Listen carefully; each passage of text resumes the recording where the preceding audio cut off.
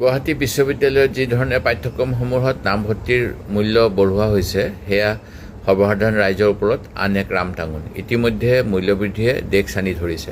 মানুহে শাক পাচলি, চিলিণ্ডাৰ, পেট্ৰল, ডিজেল আৰু অত্যাৱশ্যকীয় সামগ্ৰীৰ দামত দিক বিদিক হেৰুৱাইছে। তেনে সময়ত গুৱাহাটী বিশ্ববিদ্যালয়ৰ দৰে এখন ৰাজ্যিক বিশ্ববিদ্যালয়ে ছাত্ৰ ছাত্ৰীৰ পৰা বৰ্ধিত হাৰত ধন আদায় লোৱাটো কোনো প্ৰকাৰে সমীচীন হ'ব নোৱাৰে।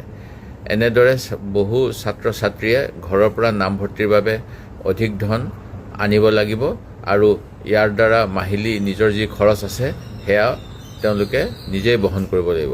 হয়তো কিছুমান ছাত্ৰ ছাত্ৰীয়ে এই মাচুল বৃদ্ধিৰ বাবে আদবাটতে শিক্ষা জীৱন শেষ কৰিবলৈও বাধ্য হ'ব।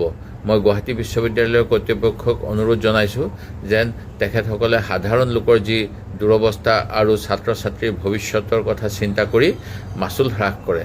তাৰোপৰি জানিব পৰা মতে বিশ্ববিদ্যালয়ৰ ছাত্ৰ ছাত্ৰীসকলে প্ৰজ্ঞান ভাৰতী আঁচনিৰ অধীনত বিনামূলীয়া নামভৰ্তিৰ পৰাও বঞ্চিত হৈ আছে।